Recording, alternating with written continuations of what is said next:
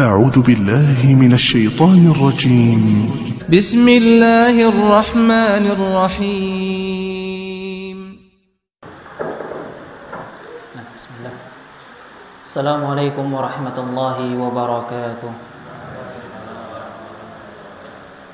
إن الحمد لله نحمده ونستعينه ونستغفره ونعوذ بالله من شرور أنفسنا ومن سيئات أعمالنا من يهده الله فلا مضل له ومن يضلل فلا هادي له أشهد أن لا إله إلا الله وحده لا شريك له وأشهد أن محمدا عبده ورسوله صلى الله عليه وعلى آله وأصحابه ومن تبعهم بإحسان إلى يوم الدين ثم أما بعد.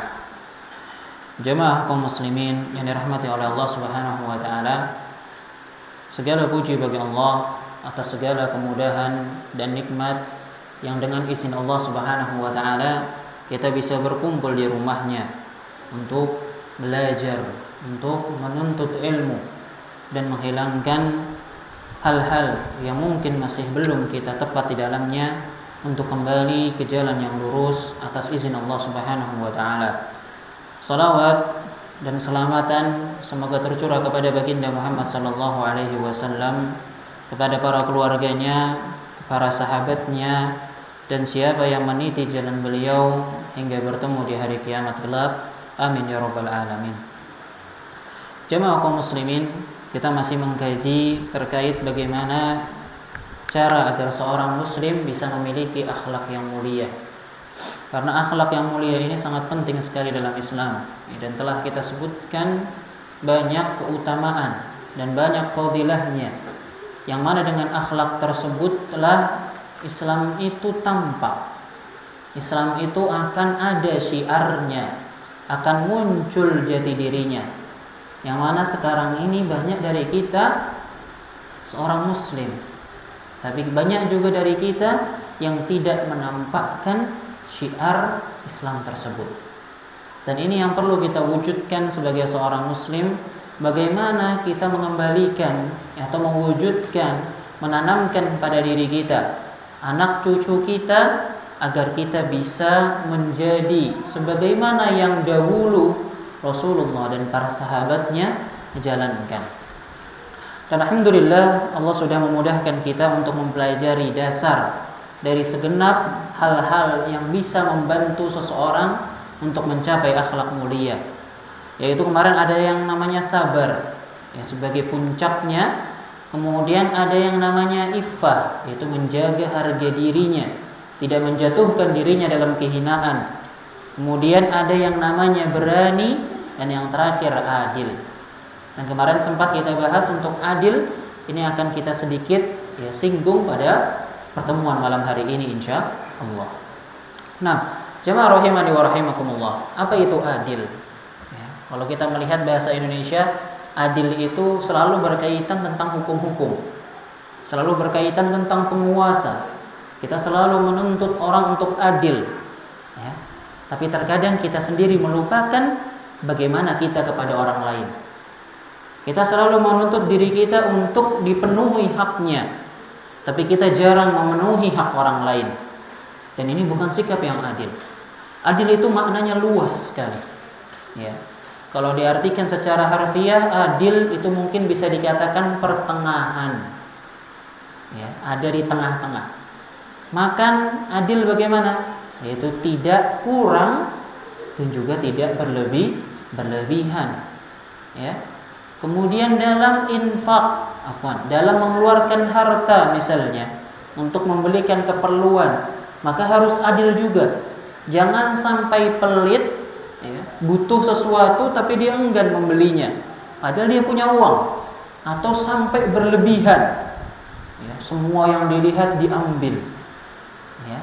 Maka dengan sikap adil inilah dijaga, ya, apalagi kita hidup di zaman sosmed, ya, di sana ada Shopee, ada Lazada, ada Tokopedia, ya, semua yang dilihat masuk keranjang, tapi nggak ada yang di check out, ya.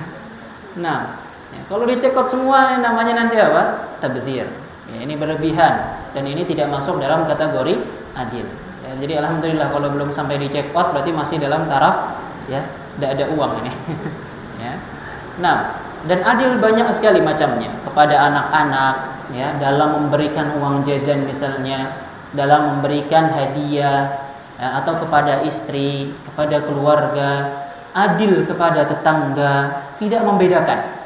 Atau yang kita kenal sekarang dengan istilah adanya rasisme. Ya. Rasis membedakan suatu golongan dengan golongan lain. Orang Jawa ketemu orang Madura nggak suka. Orang Madura ketemu dengan orang Batak misalnya nggak suka. Atau yang semisalnya. Ini terlalu rasis dan ini tidak boleh. Ya, Islam melarang semua hal tersebut.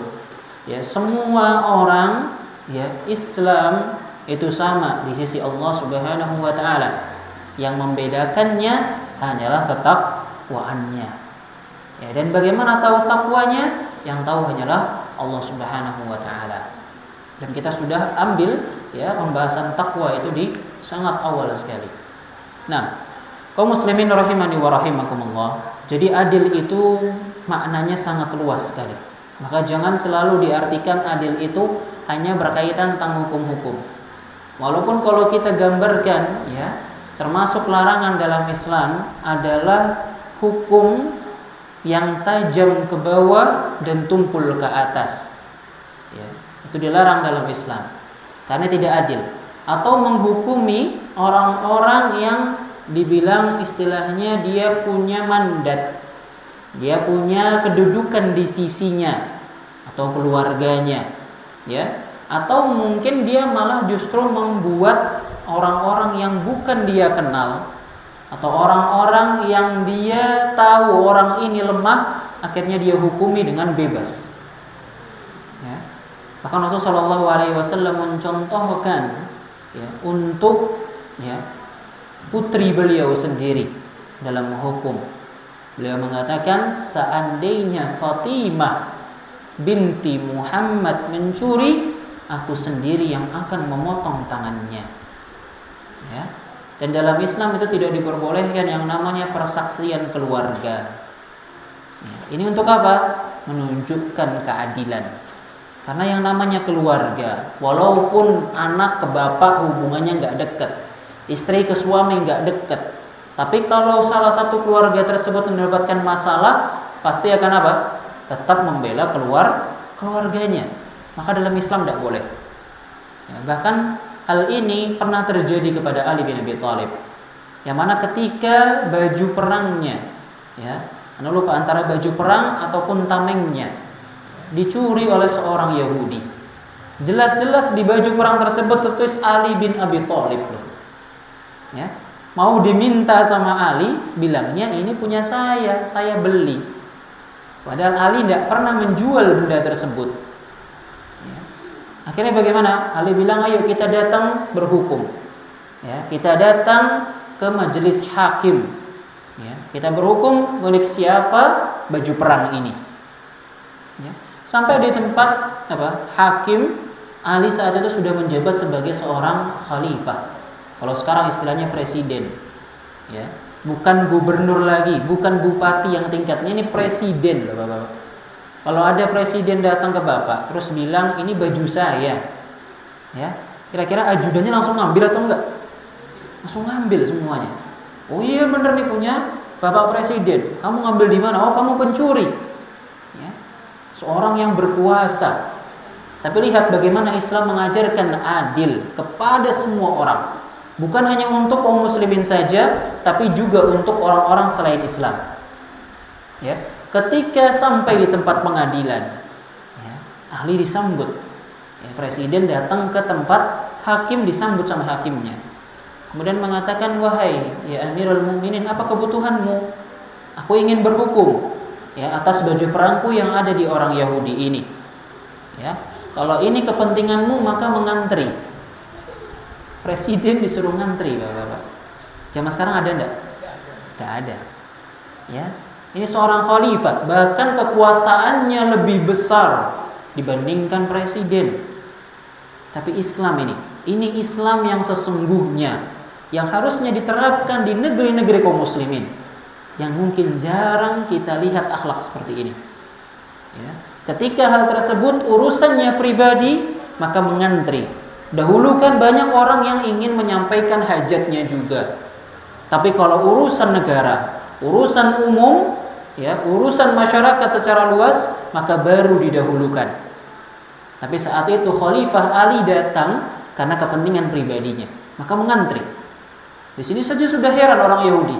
Kok bisa pemimpin kaum muslimin, ya, yang saat itu kaum muslimin itu sudah menyebar hampir di seluruh muka bumi, kok bisa mau berhukum disuruh ngantri? Heran. Sampai ngantri ke depan, ya, disampaikan hajahnya seperti ini, seperti itu. Ya, Yahudi ini mengambil baju saya. Hakimnya cuma bertanya, ya Amirul Mukminin, ya, apakah engkau punya saksi? Iya, saya punya saksi, istri dan anakku. Ingat ini tadi ya, bahwa dalam Islam persaksian keluarga itu tidak diizinkan. Ya. Maka dibilang anak dan istrimu tidak bisa menjadi saksi. Adakah yang lain? Tidak ada, karena baju itu baru kubeli dan yang mengetahuinya hanyalah istri dan anakku. Apa jawaban hakim tersebut? Kalau begitu maka baju perang ini punya Yahudi. Makin heran lagi. Ini Yahudi tahu dia benar-benar ngambil bajunya Ali, ya, dan Ali benar-benar tahu ini bajunya dia.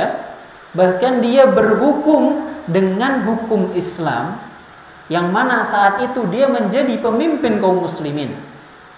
Secara akal sehat kalau dipikir punya kekuasaan setinggi itu, bapak-bapak, ibu-ibu, bisa nggak ngambil baju itu? Tanpa datang ke hakim bisa atau enggak? Bisa. Tapi lihat akhlak kaum muslimin di zaman terbaik, ya, karena menyatakan bahwa baju ini punya Yahudi tersebut. Bahkan setelah kejadian tersebut pun tidak ada permusuhan, ya. Setelah dihukumi seperti itu, ya, ini adil, keadilan antara kaum muslimin dengan orang-orang selain Islam. Ini akhlak Islam yang sesungguhnya, yang jarang kita dapati sekarang. Jadi kalau kita dapati sesuatu yang berbeda sekarang, itu bukan Islamnya yang salah, ya, tapi orang-orangnya, pelakunya. Islam tidak pernah mengajarkan seperti itu, ya. Ini yang harus kita munculkan. Yang dengan akhlak tersebut akhirnya apa? Yahudi ini masuk Islam. Lihat, inilah akhlak Islam. Inilah akhlak yang dibawa oleh Rasulullah SAW. Adil dalam segala lini, ya, untuk siapapun, bagaimanapun, sesuatu dihukumi dengan hukum Allah, dengan hukum yang telah ditetapkan, dengan hukum yang sudah dibawa oleh Rasulullah dan diperintahkan oleh Allah Subhanahu wa Ta'ala. Maka adil semuanya. Bahkan dalam segi hal perceraian, pernikahan, semuanya harus adil. Bagaimana dalam mahar, bagaimana dalam akad, bagaimana dalam perceraian, bagaimana dalam masa iddah, semuanya diperlukan keadilan di tengah-tengah, ya. Semuanya sudah diajarkan oleh Islam, ya. Kita terus berjalan di sini. Inilah sifat adil, yang kalau seorang muslim memiliki sifat ini, ya, maka insya Allah, ya, semuanya senang. Ya, dirinya tenang, keluarganya senang, masyarakat sekitarnya tenang, ya. Dan sikap adil inilah yang nantinya akan mengontrol sifat-sifat sebelumnya, ya. Dari berani kita katakan dia tidak akan menjadi seorang yang pengecut, ya, tidak akan menjadi orang yang nekat juga. Dikontrol keberaniannya pada waktu yang tepat, pada waktu yang pas, ya. Atau dikontrol lagi dari sifat-sifat penakut, ya, agar tidak sampai kepada sifat sombong, ya. Dikontrol lagi dalam sedekahnya supaya bisa bersedekah dengan yang banyak tapi tidak sampai pada riya. Semua dikontrol dengan keadilan, ya. Dan Islam mengajarkan hal tersebut sampai Allah mengatakan innallaha yuhibbul muqsitin. Sesungguhnya Allah Subhanahu wa Ta'ala mencintai orang-orang yang adil, ya. Inilah keadilan dalam Islam yang harus kita wujudkan dalam setiap lini kehidupan, ya. Ini Islam yang sesungguhnya. Itu yang perlu kita tahu. Kalau ada sesuatu dalam diri kita, dalam adat yang ada pada daerah kita, dalam kebiasaan yang ada di keluarga kita, yang hal tersebut menyelisihi ajaran Islam, maka itu yang ditinggalkan. Tapi kalau dalam adat tersebut, dalam kebiasaan tersebut, ya, tidak sampai menyelisihi agama Islam, maka boleh dilakukan. Jadi Islam yang mengatur semuanya. Ketika kita mengaku seorang muslim, ketika kita mengatakan asyhadu an la ilaha illallah, kita mengakui bahwa tiada Tuhan yang berhak disembah dengan benar kecuali Allah. Di saat itu pula kita mengakui bahwa saya siap menjalankan perintah Allah, menjauhi larangan-larangan Allah, mengikuti Rasulullah, dan mentaati segala yang diperintahkan. Itu ikrar kita, itu janji kita kepada Allah. Sejatinya itu yang kita ucapkan ketika kita mengucapkan syahadat. Makanya orang-orang musyrikin, orang-orang jahiliyah dahulu, mereka nggak mau mengucapkan ini, karena mereka tahu konsekuensinya, mereka tahu hukumnya, mereka tahu apa yang harus mereka lakukan. Sehingga kalau kita lihat para sahabat itu masuk Islam mungkin di umur-umur kebanyakan yang sudah tua, sedikit dari mereka yang sudah muda. Tapi kalau kita lihat, bagus nggak keislamannya? Bagus. Kenapa? Karena mereka memahami Islam dengan baik. Contoh nyata sekarang, kalau kita melihat, ya, ibu-ibu, bapak-bapak, ya, mungkin pernah melihat atau membaca kisah-kisah terkait mu'allaf, ya, masuk Islamnya orang dari agama-agama yang lain, baik itu Nasrani, Yahudi, Hindu, Buddha, atau yang semisalnya. Ketika dia menjadi seorang mu'allaf, karena memang benar yakin dengan agama Islam itu benar, kira-kira Islamnya setengah-setengah atau yang langsung bagus? Langsung bagus, ya. Justru malah anehnya yang Islam dari lahir, ya, mengatakan hatinya belum suci, Ustaz, ya, masih kotor, Ustaz, ya. Kalau kita tahu baju kotor itu dicuci atau enggak? Dicuci. Ini tahu baju kotor tapi malah mengatakan apa? Saya masih kotor, Ustaz. Saya belum bisa pakai seperti ini. Saya belum bisa menjalankan seperti ini. Ini muslihat dari syaitan. Ya. Sebagaimana kita enggan lah pakai baju yang kotor itu dan kita ingin mencuci. Maka sebagai itu pula ketika kita tahu ada yang salah dalam diri kita, kita berusaha memperbaikinya. Ya, dan itu semua sudah dikontrol oleh agama Islam. Ya, inilah indahnya Islam. Semua lingkup, semua lini ada, ya, terpenuhi di dalamnya. Nah, ketika kita mengetahui, ya, sifat-sifat yang terpuji ini, sumber-sumbernya, dasar-dasarnya, pilarnya, yang kalau seorang muslim itu memiliki keempat sifat ini, ya, dia sabar, baik itu ketika senang, ketika mendapatkan musibah, dia ikhlas kepada Allah Subhanahu wa taala. Kemudian dia tetap menjaga kesucian dirinya. Kemudian dia memiliki sifat yang berani, ya. Kemudian masih ditopang lagi dengan sifat adil. Maka insya Allah asal niatnya ikhlas, ya. Dan dengan izin Allah Subhanahu wa taala akan tergambar di dalamnya, ini loh seorang muslim, ya. Ini dia Islam, ya. Ini loh sifat seorang muslim yang baik.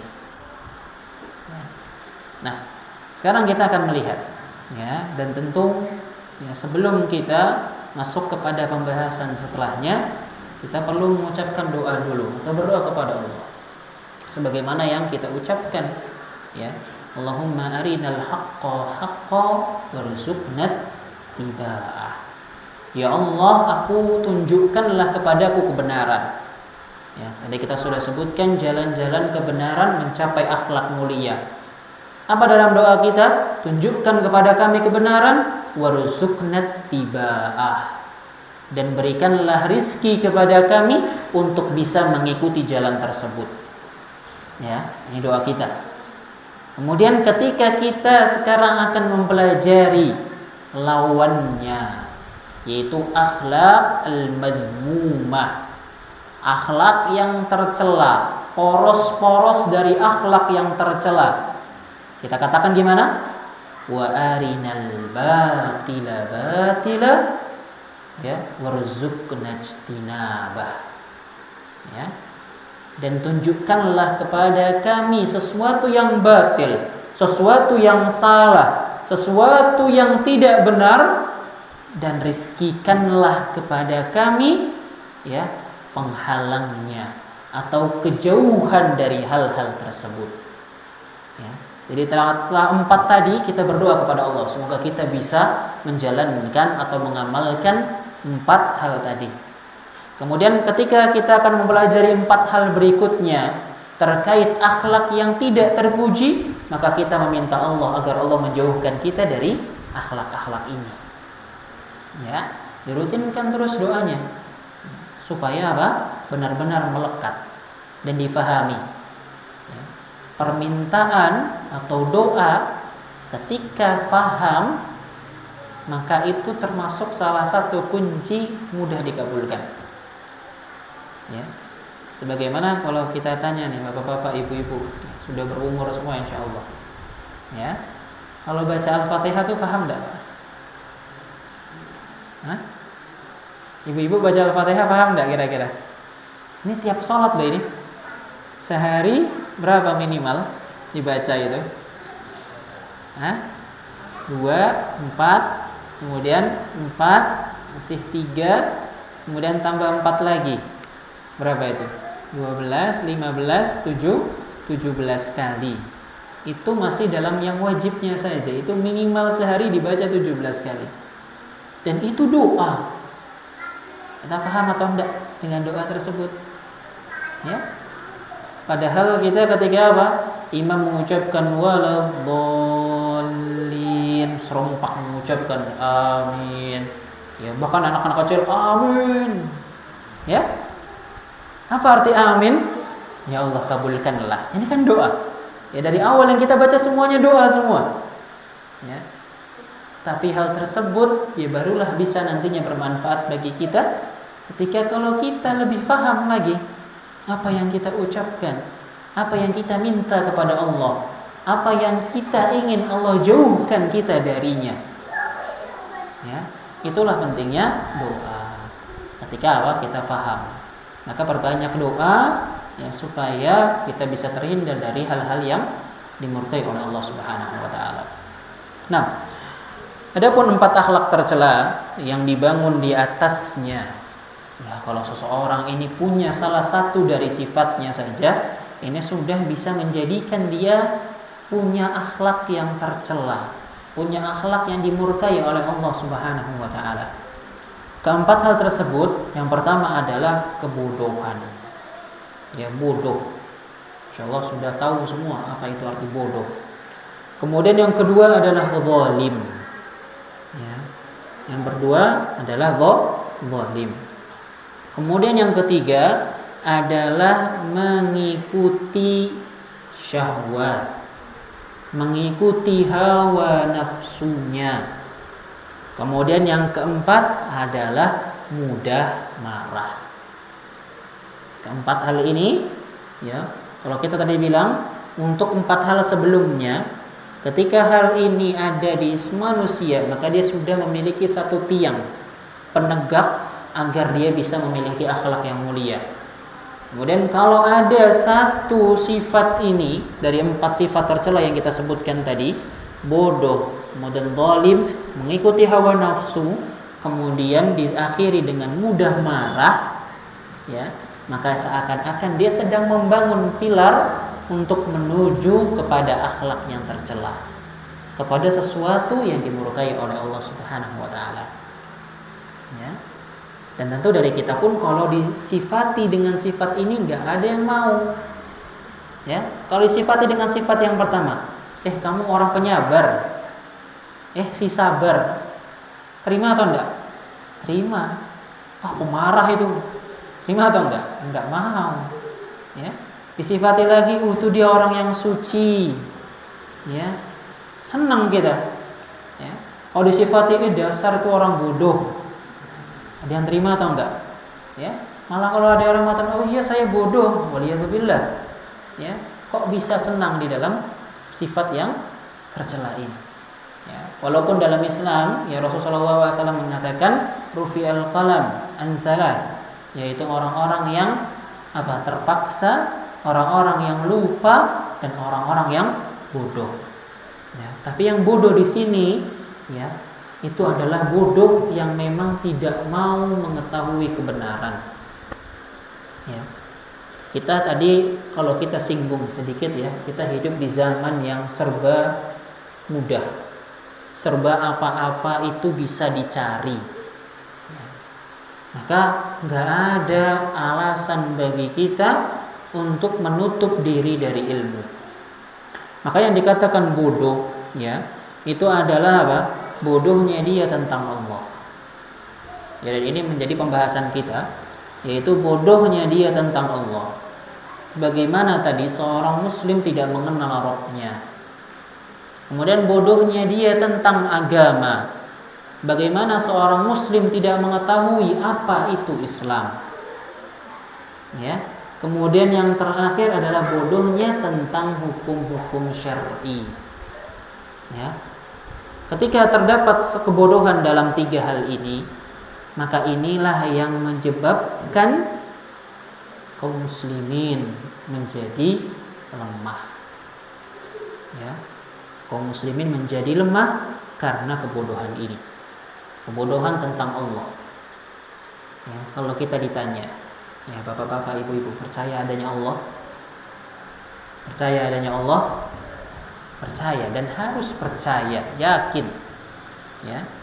Bahkan orang kufar atau orang musyrikin ketika ditanya, ya, man khalaqahum? Siapa yang menciptakan mereka? Mereka akan mengatakan, ya Allah. Ya, mereka dengan yakin mengatakan. Kalau kita ditanya siapa Tuhanmu? Allah, kita harus yakin tanpa ada keraguan sama sekali. Kalau masih ada ragu, ini dipertanyakan keimanannya. Ya, oh kayaknya ada yang lain nih. Wah, ini bahaya akidahnya. Ya, harus yakin bahwa ketika ditanya siapa Tuhanmu? Allah Subhanahu wa taala. Ya. Tentang Allah kita harus mengetahui apa hak Allah, itu yang paling utama. Ya. Haknya Allah adalah apa? Untuk disembah. Tidak boleh dijadikan bersamanya sekutu. Ya. Atau tidak boleh dijadikan antara seorang hamba dengan Allah sesuatu yang menghalanginya. Dengan sesuatu apapun, kecuali dengan yang diizinkan oleh Rasulullah, seperti meminta doa orang soleh. Ya. Bukan dengan sesuatu yang dilarang, dengan pohon, ya, dengan bebatuan, dengan jimat, atau yang semisalnya. Itu yang perlu kita tahu tentang Allah. Kita menjalankan haknya kepada Allah. Kita tunaikan haknya Allah Subhanahu wa taala dari kita. Ya. Kemudian tentang agama ini, Islam itu apa sih? Ya, apa yang dibawa oleh Islam? Ya. Secara Islam sendiri artinya itu apa? Islam itu artinya apa? Hah? Islam. Apa agamanya apa, Pak? Buatan kejawen toh. Nah, Islam ini kan apa? Keselamatan. Ya, keselamatan untuk apa? Dunia dan juga akhirat. Ya, kita perlu tahu Islam itu bagaimana.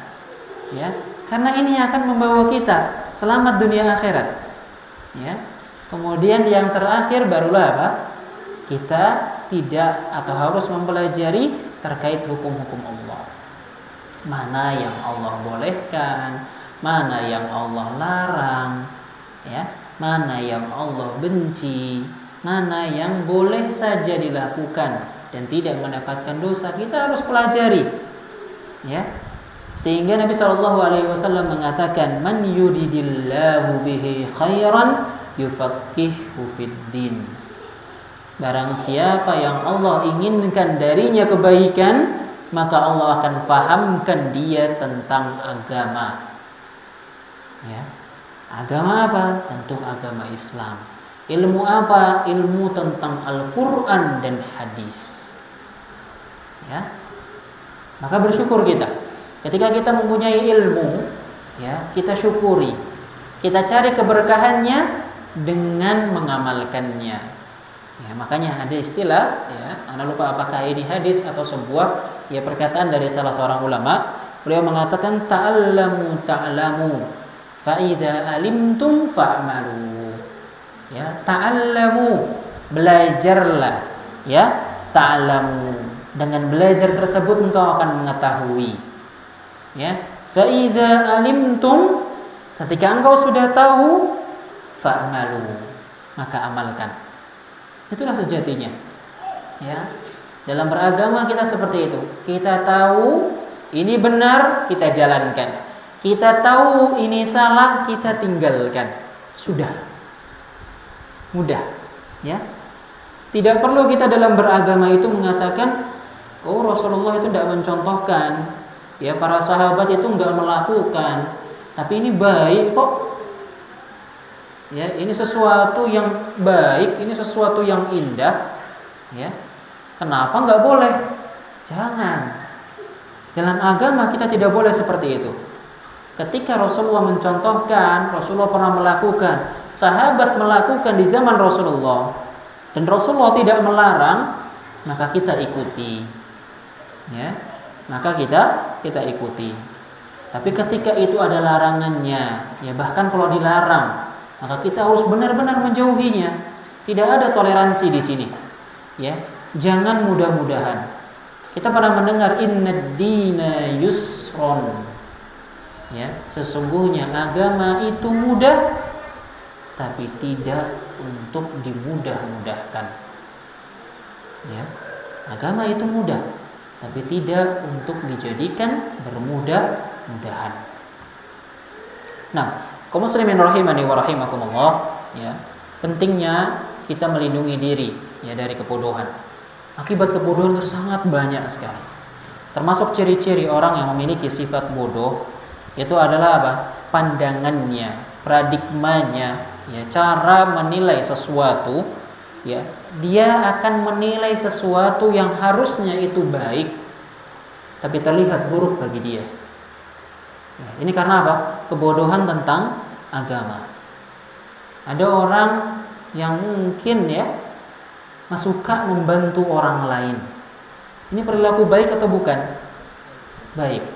Tapi dengan kebodohannya, karena dia tidak tahu, dia akan mengatakan, fulan itu orang pamer. Ya, bagi-bagi itu mah cuma sekedar apa? Pengen dipuji manusia. Ya. Sesuatu yang baik terlihat buruk di matanya, karena dia tidak mengetahui apa yang dilakukan dan diharapkan orang yang melakukan sedekah tersebut. Atau sebaliknya juga, ya, sesuatu yang buruk malah terlihat baik bagi dirinya. Seakan-akan ketika melihat orang sedang party, orang sedang mabuk-mabukan, dia mengatakan, ya sudahlah, itu kan hidupnya dia. Anda tidak perlu mengurusi, ya, urusi saja dirimu sendiri. Ya, toh dia juga bahagia, baik-baik aja, nggak merugikan orang lain. Waliyadzubillah. Sesuatu yang buruk dinilai baik. Dan ini yang terjadi banyak sekarang. Ketika seseorang tidak mengetahui hukum agama, kemudian menjadikan sesuatu yang dilarang oleh Allah Subhanahu wa taala menjadi sesuatu yang normal. Menjadi sesuatu yang seakan-akan itu dibolehkan oleh syariat. Ya. Banyak dari kita yang mungkin melihat, waliyadzubillah, sekarang kemana-mana orang pacaran. Ini dilarang atau tidak dalam Islam? Dilarang. Bersentuhan dengan lawan jenis itu tidak boleh, ya, yang bukan mahramnya. Ya. Tapi justru orang sekarang, ya, karena tadi dia Islam padahal, tapi dia tidak mengetahui hakikat Islam tersebut. Dia tidak mengetahui tentang hukum-hukum Allah, sehingga dia merasa bahwa pacaran itu sesuatu yang normal, sesuatu yang bisa mengantarkan dia kepada pernikahan. Ya bagaimana sesuatu pernikahan yang mulia dibangun di atas sesuatu yang dimurkai oleh Allah? Waliyadzubillah. Ya, ini semua adalah yang makar, ya waswas, bisikan dari syaitan kepada manusia. Dan banyak sekali hal-hal yang sekarang kita temui, sesuatu yang dilarang oleh agama tapi menjadi normal di kalangan manusia. Ya. Dan ini tadi yang menyebabkan kaum muslimin itu menjadi lemah. Ya. Karena apa? Kebodohannya dalam beragama. Nah, jamaah rahimani wa rahimakumullah, ya. Nabi sallallahu alaihi wasallam bersabda, ya, dalam sebuah hadis yang diriwayatkan oleh Thauban, beliau mengatakan hampir-hampir ya bangsa orang-orang kafir itu saling mengajak, mereka saling bersatu. Orang-orang kafir semuanya mereka hampir bersatu untuk menyerang kalian kaum muslimin. Ya. Hampir-hampir Rasulullah mengatakan hampir-hampir saja semua orang di muka bumi ini yang kafirnya mereka bersatu ya untuk menyerang kalian. Dan Allah sudah sebutkan walan tarda ankal yahudu walan nasara hatta tattabi'a millatahum. Mereka orang-orang Yahudi dan Nasrani tidak akan pernah ridho kepada kalian sampai kalian mengikuti apa yang mereka bawa. Ya. Dan di akhir zaman mereka orang-orang kafir seakan-akan akan berkumpul, akan menyerang kalian sebagaimana sebuah lauk nasi dengan lauk yang enak yang disukai semua orang di atas nampan. Dan semua ingin memakannya, berebutan ingin memakannya. Seperti itulah keadaan kaum muslimin di akhir zaman. Ya, para sahabat mengatakan, ya, apakah jumlah kita sedikit ya Rasulullah? La, bal antum katsir. Ya, walakin antum kal gutha as-sail. Ya. Jumlah kalian sangat-sangat banyak. Sekarang kalau dibilang kaum muslimin di muka bumi ini paling banyak atau enggak jumlahnya? Dari semua agama paling banyak? Paling banyak, Bapak-bapak. Ya. Walakin antum kal-gutha. Antum itu cuma seperti buih-buih sampah yang ada di lautan. Ya. Ngalir ke sana ikut, ke sini ikut, tren sedikit ikut, viral sedikit ikut. Ya, ngikut kemana-mana. Ini kaum muslimin sekarang. Dan itu sudah diberitahukan oleh Rasulullah. Ya, kemudian apa? Wa nasiba alaikumul wahn. Ya, dan ditimpakan oleh karena hal tersebut, ya Allah timpakan kepada kalian al-wahn. Para sahabat mengatakan apa itu al-wahn? Ya, itu adalah hubbud dunya wa karahatul maut. Berlebihan dalam mencintai dunia. Ya. Ini yang menyebabkan kaum muslimin lemah.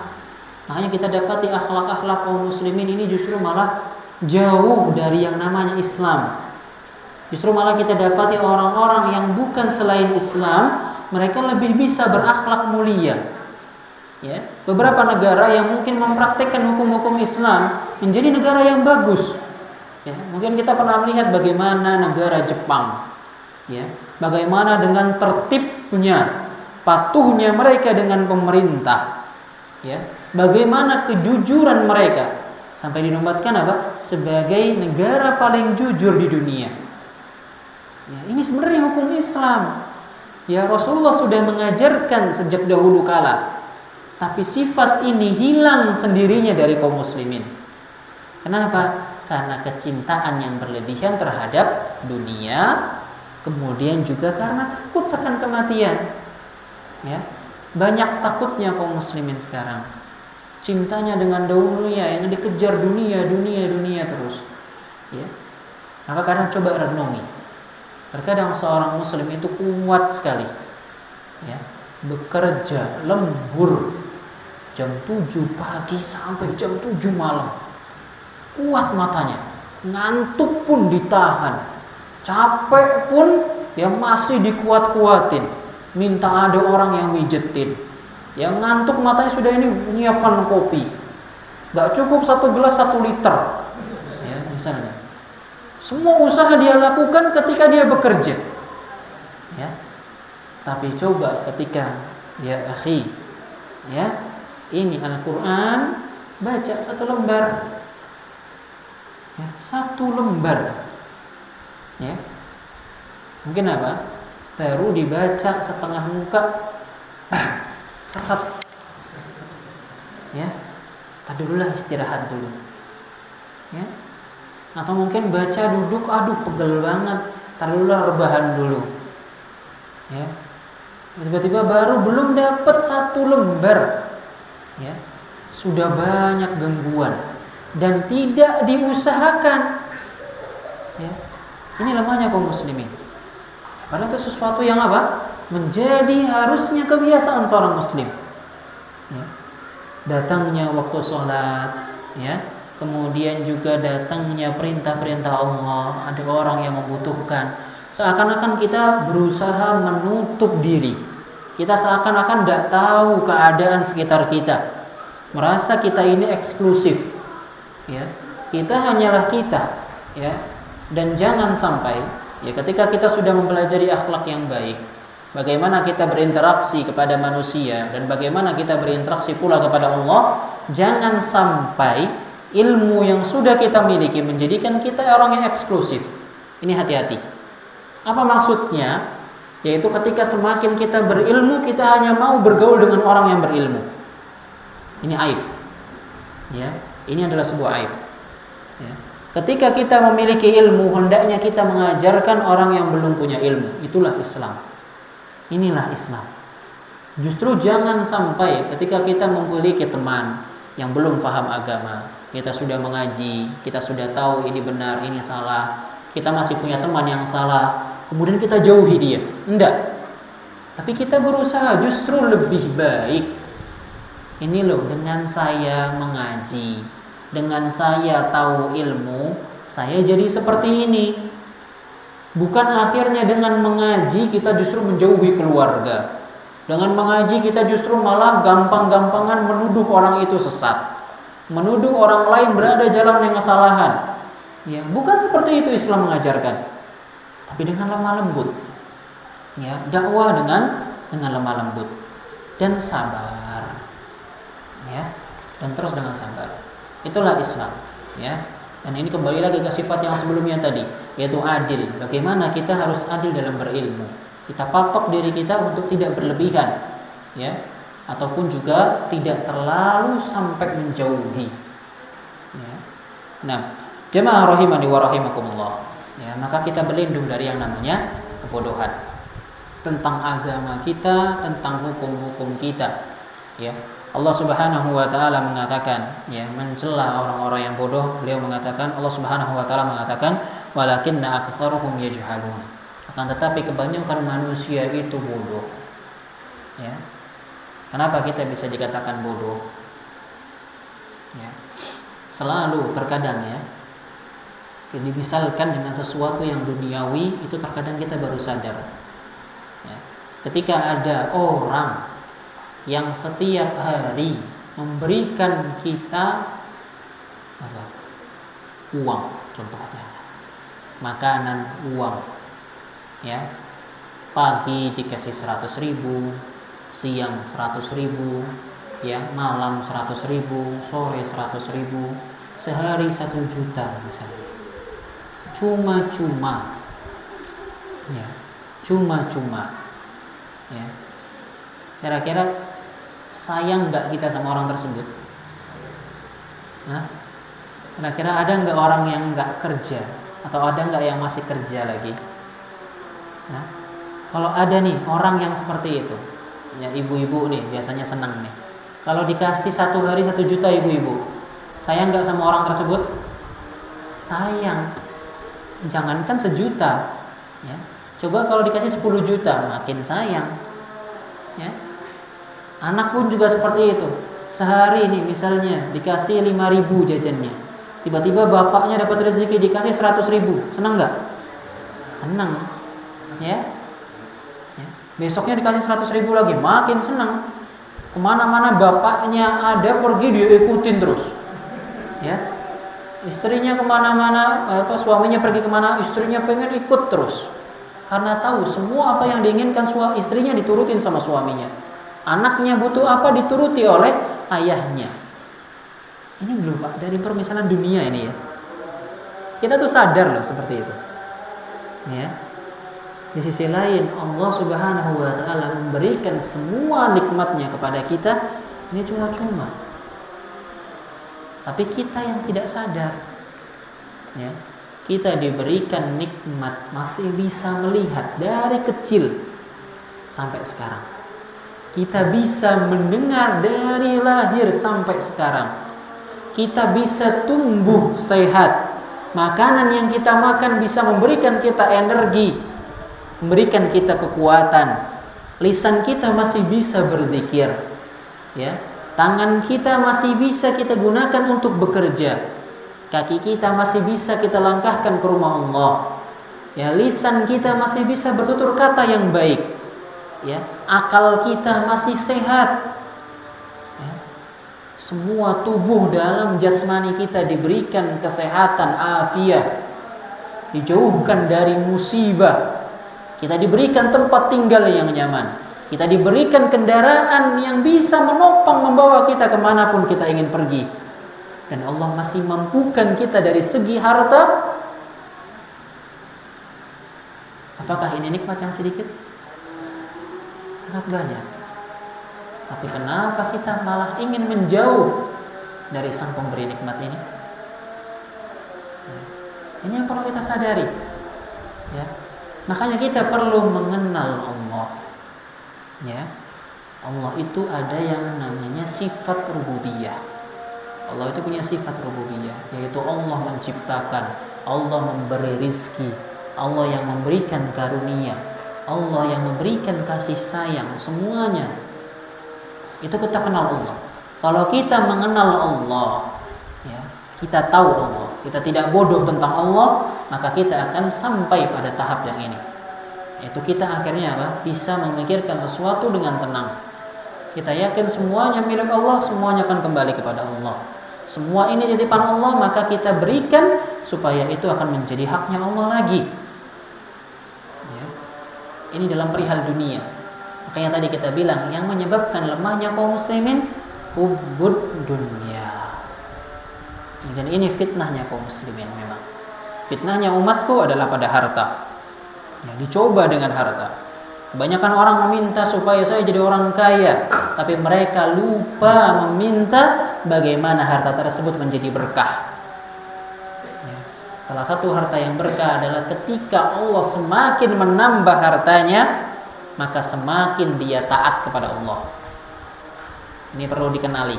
Tanda-tanda harta yang berkah, ketika usaha kita lancar, ketika kerjaan kita lancar, ketika gaji kita naik, kemudian hal tersebut menambah ketakwaan kita kepada Allah, menambah sedekah kita, menambah keyakinan kita kepada Allah, menambah rasa takut kita kepada Allah, maka rizki tersebut adalah rizki yang berkah. Tapi jika sebaliknya, dengan bertambahnya justru menyesatkan kita, menjauhkan kita dari ibadah, melalaikan kita dari ketaatan, mendekatkan kita kepada kemaksiatan, ya, atau membuat kita malas dalam belajar, membuat kita malas dalam ibadah, ya, dan justru kita malah terjun ke dalam dosa-dosa, ini bisa jadi istidraj. Apa itu istidraj? Itu adalah makar dari Allah, ya, ketika sudah terus diberi kenikmatan dan dia terus terbuai dalam kenikmatan tersebut, maka suatu saat tinggal menunggu kapan Allah akan mencabut semuanya. Ya. Maka jaga harta kita, jaga rizki yang sudah Allah berikan kepada kita. Kenali Allah Subhanahu wa ta'ala dan tunaikan haknya, agar apa yang kita miliki menjadi berkah. Ya. Dan tentu masih panjang sekali ya terkait permasalahan kebodohan, nanti insya Allah kita lanjutkan pada pertemuan kita yang berikutnya. Bagaimana kita harus mengenal Allah Subhanahu wa taala, bagaimana kita mengenal agama Islam itu, ya, dan bagaimana kita mengenal hukum-hukum Allah. Dan jangan sampai ya kita mengaku saya seorang muslim tapi saya tidak mengenal semua hal tersebut. Waliyadzubillah. Aqulu ma tasma'un wastaghfirullah li wa lakum wa li sa'iril muslimina min kulli dhanbin wastaghfiruhu innahu huwal ghafurur rahim. Assalamu alaikum warahmatullahi wabarakatuh.